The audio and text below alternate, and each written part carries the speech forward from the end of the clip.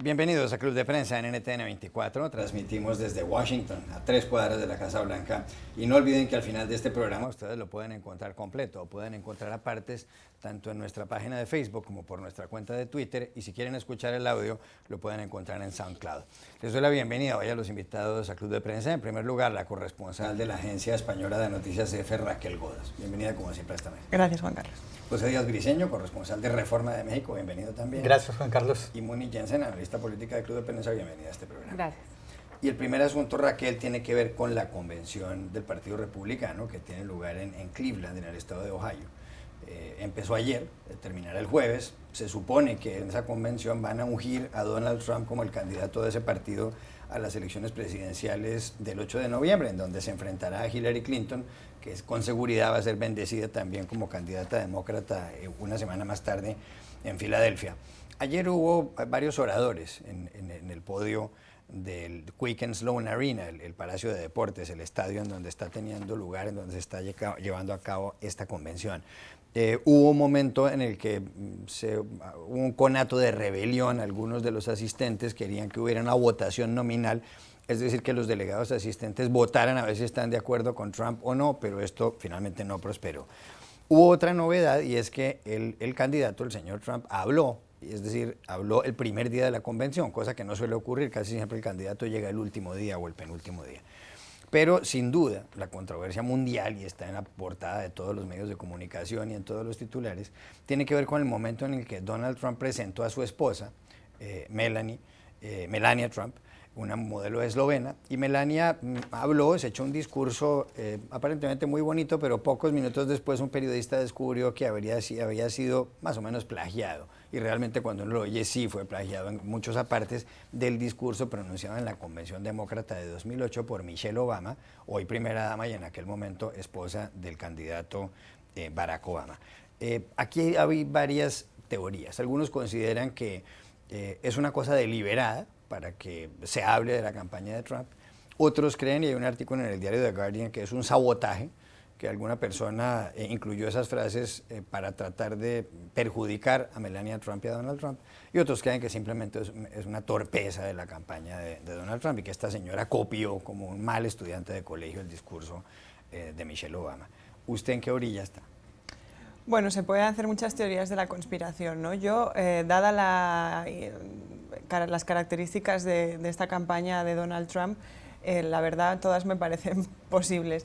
Pero sin lugar a dudas, lo que ha hecho esta copia, mala copia, ¿no?, del discurso de Michelle, ha sido que no se hable de la rebelión que hubo unas horas antes y que realmente fue un auténtico escándalo, ¿no? Había un montón de delegados gritando en contra de Trump, varias delegaciones de varios estados se marcharon de allí y hoy nadie habla de ello. Hablaban de que Melania llevaba trabajando en el discurso semanas. Bueno, es prácticamente imposible que en este país no haya nadie que mire con lupa todo lo que pasa durante las convenciones. Así que no sé si el error ha sido de Melania porque se ha dejado aconsejar, si lo han hecho deliberadamente, pero desde luego estaba claro que si eso iba a suceder, alguien lo iba a detectar. Aquí hay ejércitos, sobre todo en el Partido Demócrata, analizando lo que están haciendo los republicanos y alguien iba a saltar con la noticia. Entonces, bueno, sea como fuere, tampoco creo que le afecte a la campaña de Trump que haya plagiado el discurso, porque al fin y al cabo Melania es como una especie de aspirante a primera dama floja, ¿no? Es una modelo, parece que no va a aportar nada, es como, si quieres, hasta frívola, y tampoco creo que le vaya a afectar en ese sentido. Así que el logro de ese plagio ha sido, más que nada, ocultar el descontento del Partido Republicano. Pepe, ¿es esto deliberado? ¿Es un calco vulgar? ¿Es una torpeza? ¿Es un sabotaje? Bueno, hay muchas teorías de sabotaje, ¿no? Incluso alguien que había estado analizando que hay una frase de una canción del cantante Rick Astley también metida en el discurso. Dicen que también fue hecho a propósito porque hay un juego entre personas que se dedican justo a esto. Entonces, bueno, la teoría ahí está. Lo que es cierto es que para el gran público que está votando por Trump, que le perdona su postura sobre la tortura, que le perdona lo que dice groserías al aire, pues realmente el que la esposa diga alguna cosa que se parece a lo que dice la señora Obama no va a cambiar mucho la intención de voto en ese sentido. Lo que sí nos habla es que hay un desorden muy fuerte en la organización de la convención republicana. El primer día estuvo más marcado por controversias, escandalitos, que realmente la imagen de unidad, que como todos sabemos es lo que se trata de proyectar en una convención. Lo increíble es que escuchando el discurso, y para quienes no nos acordábamos de ese discurso de Michelle Obama, realmente superó las expectativas. Veía uno a Melania Trump toda de blanco, como una novia, hablando con cierta propiedad, se le veía nerviosa, pero también emocionada, mostrando lo que podría ser la cara amable de Trump, una cara más incluyente, habló de las minorías y de cómo Trump los iba a cuidar a todos. Es decir, le estaba saliendo bien para una mujer que, como dice Raquel, tenía muy bajas expectativas a la hora de salir al podio, pues la superó y la gente se logró emocionar, los republicanos, con esta figura que supuestamente era un lado más suave. Si fuera sabotaje, yo creo, si yo estuviera saboteando un discurso, que trataría de ser más sutil, porque yo creo que ahorita hay una aplicación que se usa en las universidades para detectar el plagio, y pasaron estos dos discursos por esa aplicación y salió la primera mitad 46%, con similitudes exageradas, y la segunda mitad 44%. Y es decir, que al final dice que hay 1 en 1 trillón las posibilidades de que el discurso no fuera plagiado. O sea, fue una forma supremamente burda de plagiar un discurso que por lo demás no decía nada más que lugares comunes. Habrían podido decir unos lugares comunes escritos de una manera distinta. Yo creo que eso es una enorme torpeza y una enorme arrogancia por parte de la campaña de Trump, que piensan que pueden salirse con la suya y salir adelante. Concuerdo en que es realmente difícil atacar a Trump y que de verdad le duela en este momento. Están felices los demócratas con el GAF, pero a los republicanos les da igual. No, a mí me parece que también seguramente va a salir la campaña de Trump pronto a decir, acusar a los medios que están exagerando esto, bla, bla, bla, bla, bla.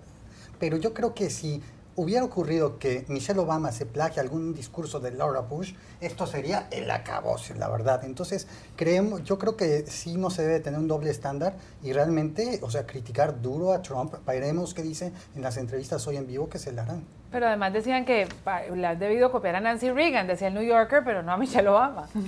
Decían también que si todos los discursos de Obama fueran pronunciados por un republicano, todos los republicanos le aplaudirían. Cambio de asunto, Raquel, y tiene que ver precisamente con la campaña, con la convención del Partido Republicano. Hoy en el periódico The New York Times hay un artículo que dice que el señor Trump, en cierto modo, se parece a Richard Nixon, que es como el nuevo Nixon. Recordemos que Richard Nixon fue un presidente elegido en el año 68 y luego en su segunda presidencia tuvo que renunciar el 9 de agosto de 1974 como consecuencia del escándalo de Watergate, cuando se descubrió que gente de su campaña a la reelección, de la del señor Nixon, y lo descubrió el diario The Washington Post, estaba espiando el cuartel general de la campaña demócrata en el edificio Watergate a muy pocas cuadras de aquí. Pero lo que señala el artículo del diario The New York Times es que el señor Trump está apelando al miedo para hacer campaña, al miedo de que en este país están asustados por las matanzas, por el terrorismo de los extremistas islámicos y demás. Están aterrados también por los inmigrantes indocumentados, y que esa apelación al miedo se parece mucho a la campaña que hizo Richard Nixon en ese año 68, cuando, hay que recordar, no quiso presentarse a la reelección el presidente Lyndon Johnson, que era demócrata, que había reemplazado a John Kennedy por una parte, de modo que el candidato demócrata fue el señor Humphrey. Pero por otro lado, en ese año 68, en abril fue asesinado Martin Luther King en Memphis, en Tennessee, y por otro lado fue asesinado en Los Ángeles Robert Kennedy, que era precandidato demócrata a la presidencia, hermano de John Kennedy. ¿Es Trump el nuevo Nixon? Ser Nixon es muy complicado porque Nixon era un animal político muy diferente a Trump, ¿no? Tenía otra preparación de otro calibre. Pero sí es cierto que estaba utilizando la campaña del miedo.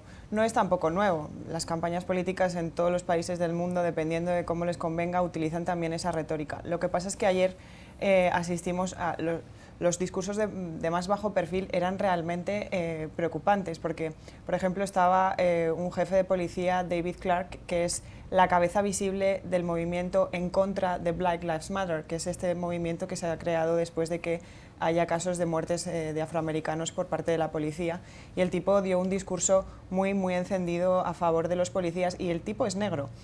Luego además salió la madre de un veterano que ha acusado, pero con una frase entrecomillada, el culpable de la muerte de mi hijo es Barack Obama, y ayer se lo le cedió ese puesto tan honroso a Hillary Clinton para seguir en la campaña, y evidentemente esos discursos son apelaciones al miedo de manera evidente. Trump puede presumir de ser un Nixon, no creo que llegue a tanto, pero sí se sabe las mañas. Bonilla. A mí me parece increíble que realmente Trump desafía todas las reglas de campaña. La mujer copia a Michelle Obama y él copia a Richard Nixon, que es quizás en Estados Unidos el presidente más odiado de la historia. Y sin embargo, le funciona. Y es algo que a mí no me deja de sorprender. Como tampoco me sorprende la falta de optimismo y de esperanza en esta campaña de ambos lados. En ambos lados hay miedo, hay preocupación, hay una especie de nube gris sobre los discursos de los candidatos y realmente empieza uno a extrañar ese hope and change de Barack Obama, que dominó durante muchos años la política de Estados Unidos. Sí, o sea, de que si intenta emular a Nixon, es claro, lo dijo el asesor principal de la campaña ayer en un desayuno, dijo, nosotros estamos inspirando el discurso de aceptación de Trump en Nixon 68. Esto es explícito, no es algo que le parezca al New York Times, esto lo dijo la campaña. Lo que es cierto es que también Trump es un animal que sale de una cultura del espectáculo público de los últimos 10 años. No sería nada Trump si en el reality show del Aprendiz, que lo lanzó a la familia, lo mantiene pues sanamente un poco colgado de dinero. Pero una cosa que es cierto es que el país ya no es el mismo, ni el número de votantes blancos es suficiente, a menos de que salgan en una forma extraordinaria a votar para que gane Trump. Si no gana algún punto de los hispanos o los afroamericanos, Trump está perdido, como lo dicen todavía todos los presagios electorales. En este momento no se le ve por dónde. Ya regresamos a Club de Prensa.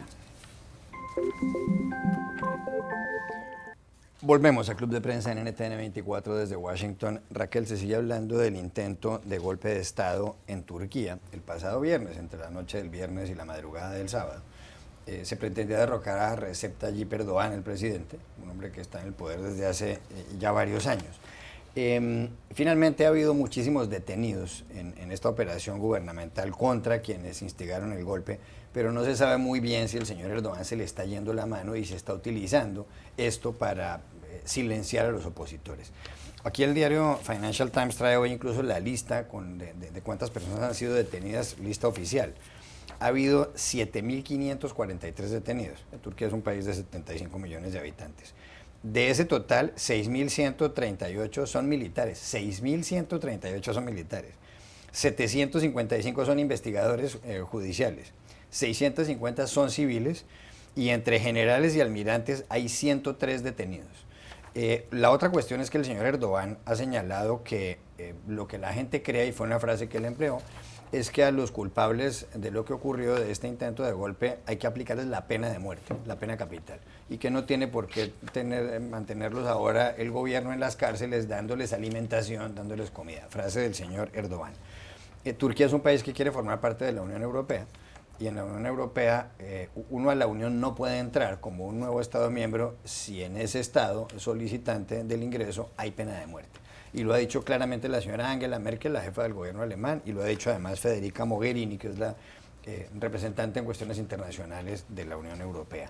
¿Será que con esto, si el señor Erdogan continúa por esta senda, va a terminar bloqueando el ingreso de Turquía a la Unión Europea? Desde luego se lo pone muy difícil. Es que además aplicar la pena de muerte a más de 6.000 personas no es aplicar la pena de muerte, es prácticamente un ejercicio de exterminio. Porque la pena de muerte en Estados Unidos está vigente, pero bueno, digamos, sin legitimarlo, la cifra de ejecutados al año apenas son unas decenas, pero estamos hablando de 6.000 personas, eso es una exterminación de un grupo, pero claramente.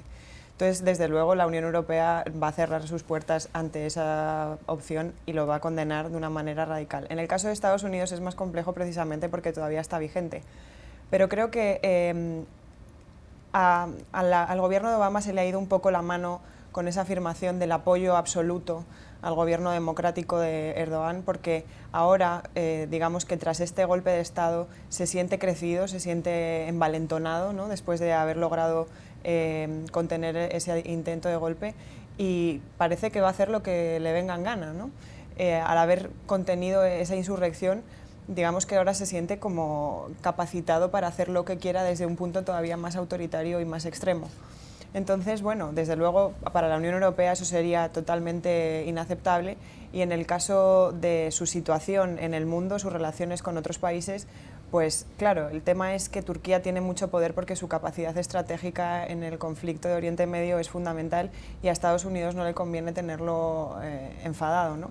Pero por otra parte tampoco se puede permitir el lujo Estados Unidos de darle una carta blanca a este señor y que además pueda provocar tensiones internas mucho mayores de las que ya hay. Pepe. Sí, a mí lo que me sorprende también es justamente lo último, ¿no? Cómo Turquía se vuelve una válvula que es muy difícil de quitarle presión porque está en un lugar estratégico, no solo por la cuestión de los refugiados, también por la cuestión misma de los ataques aéreos sobre Siria e incluso el conflicto de poder vis-a-vis Rusia. Entonces, frente a este escenario, Estados Unidos no ha sabido cómo responder exactamente. La propia reacción inicial fue de ver hacia dónde iba el golpe, tardaron unas 2 horas en exactamente averiguar, y sin embargo, ¿dónde queda Erdogan en este momento? Hay reportes de profesores arrestados, periodistas, gente de todo tipo, hasta una prohibición de viaje a los funcionarios públicos para evitar que salgan y los puedan detener.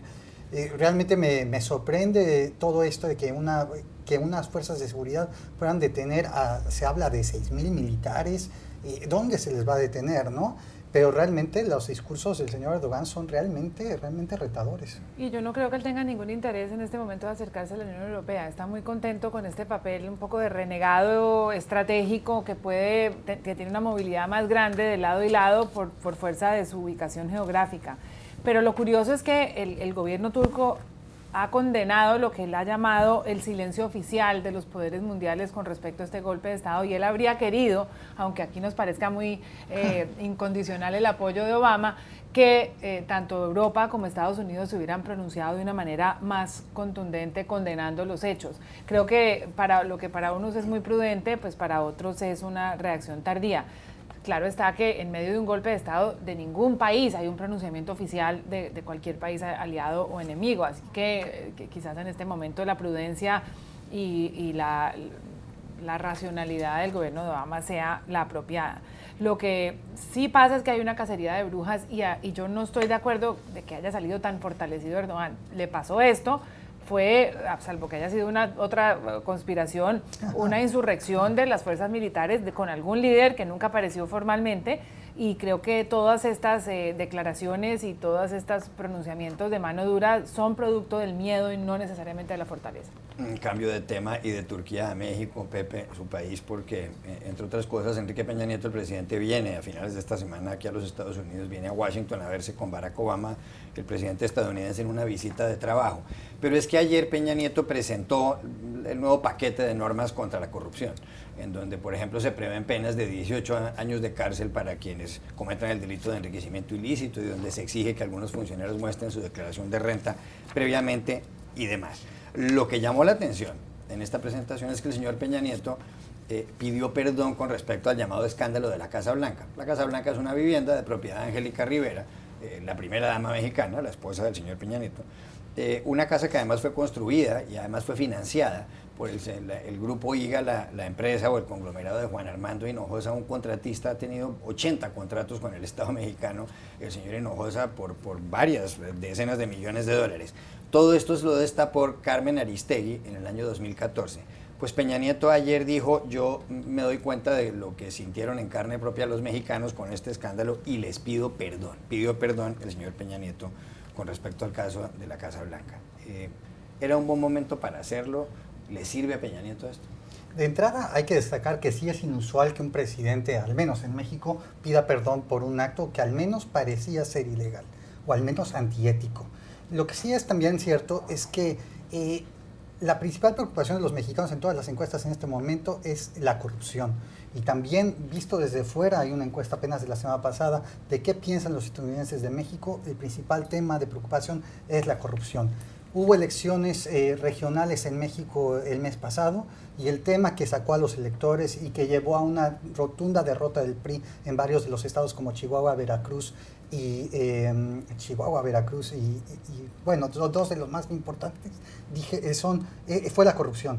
Es decir, Peña Nieto se monta al tema de la anticorrupción después de haber perdido bajo esa bandera en las elecciones regionales. Ya no le sirve de entrada. Ahora, lo que dicen los analistas en México es que se está posicionando hacia futuro porque viene la elección 2018, donde los partidos de oposición ya vieron que es el tema que está jalando más al electorado y quiere empezar a robarles el tema. ¿Les podrá funcionar? No sé necesariamente, porque también el esfuerzo de anticorrupción fue sacado adelante por un grupo ciudadano. No fue esfuerzo de ningún partido político, y mucho menos el PRI, que se opuso rotundamente en el Congreso. Yo creo que el perdón es una herramienta política que se ha usado desde el principio de los tiempos. Vi hace unos días un estudio de la Universidad de Columbia sobre los derechos humanos y tiene 42 páginas de declaraciones de perdón por parte de jefes de Estado por un tema o el otro. Ahí, para destacar, Argentina le pidió perdón a Estados Unidos en el 52 por bombardear una oficina de gobierno, el Reino Unido a Rusia por espionaje en el 56, en el 84 Jesse Jackson a los propios judíos de Estados Unidos porque dijo cosas ofensivas. La Iglesia en el 92, Juan Pablo II le pidió perdón a Galileo por haberlo guardado preso, y en el 95 otra vez Juan Pablo II le pidió perdón a las mujeres por marginarlas. Entonces yo creo que eso es una herramienta que quizás en México no se ha usado mucho, pero a lo largo de la historia es una maniobra política que resulta bastante efectiva. Ya regresamos a Club de Prensa. Volvemos a Club de Prensa en NTN 24 para el último minuto y medio. Raquel Godos, BBC Mundo, publica un artículo titulado "Las aerolíneas estadounidenses que permiten tener sexo en las alturas". Aerolíneas se llama Flamingo Air, vale $495 en una avioneta pequeña. En la parte de atrás ponen una cortina, champaña y algunos cojines. Normalmente los contratan estos vuelos parejas que tienen 35 años de edad, en promedio los dos a 65 años de edad, y dice el señor David McDonald, el gerente de la compañía, que de vez en cuando no son solamente parejas, sino a veces son tríos. ¿Qué piensa usted de este tipo de vuelos? Primero, que los clientes no deben de tener miedo a volar, porque si no me parece que el placer va a estar muy reducido. Segundo, que tampoco parece que sea muy cómodo. Hay unos cojines tirados en medio de los asientos, no me parece demasiado. Pero bueno, cada uno tiene sus maneras de mejorar su vida sexual. Pepe. Sí, definitivamente ahí las turbulencias deben ser un tema muy serio. Y yo no me gustaría estar en esas situaciones, pero bueno, hay gente que sí. Y bueno, yo estoy a favor. ¿Sabes qué? Porque uno no ha encontrado estos episodios raros en las aerolíneas comerciales donde hay gente que se está dando unos besos terribles en los propios trenes. Bueno, pues que lo hagan en privado. Envidia, Pepe, tienes envidia. Si el piloto mueve la cortina. No es caro, 495, adelante. No, mejor en tierra firme, y si es en el aire, en un jet, no en una avioneta.